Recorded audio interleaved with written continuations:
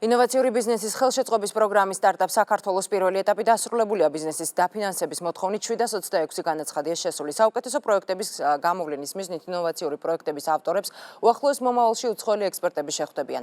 სახელმწიფომ სტარტაპ საქართველოს პროგრამისთვის 11 მილიონი ლარი გამოყო, რომლითაც გამარჯვებული პროექტები დაფინანსდება.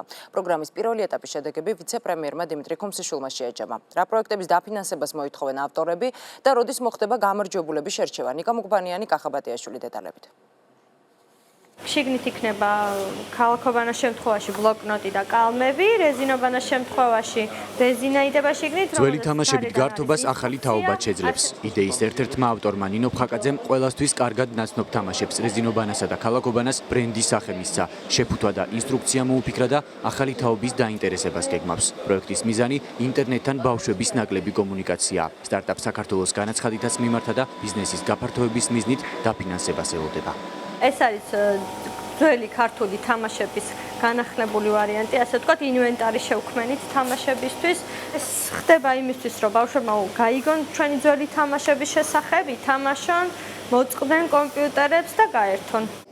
დაფინანსების მოლოდინშია გიგი გაჩეჩილაძეც. ამ ეტაპზე საკუთარი ონლაინ მარკეტის პროტოტიპზე მუშაობს. ამბობს, რომ ახალი ვებგვერდი ქართულ ბაზარზე უკონკურენტო იქნება და მომხმარებელი ნებისმიერი სახის პროდუქციის შეძენას საბითუმო ფასში ერთ სივრცეში შეძლებს.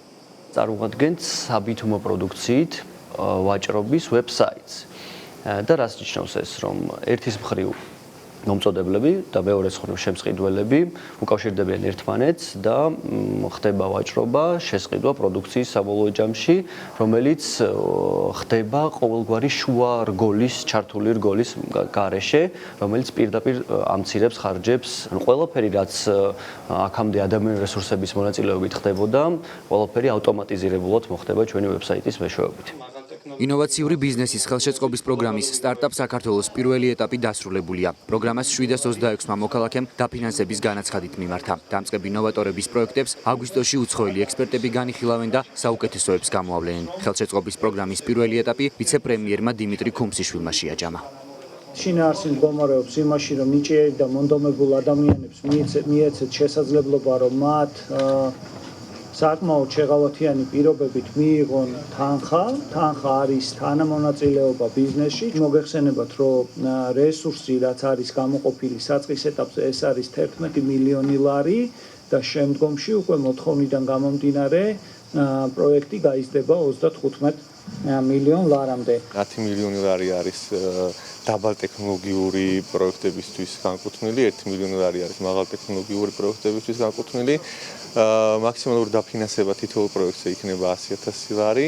იმ ადამიანებს, რომელსაც აქვთ ბიზნეს იდეა, მათ უნდათ ახალი ინოვაციური ტექნოლოგიის პროექტის გამოწყება, მისცემს საშუალებას, რომ დაიწყონ ეს ბიზნესი, რომელიც შემდგომში წარმატების შემთხვევაში უკვე სხვა ეტაპზე გადავა. გამარჯვებული პროექტების ავტორები სექტემბერში გამოვლინდებიან, რის შემდეგაც მათი პროექტები დაფინანსდება.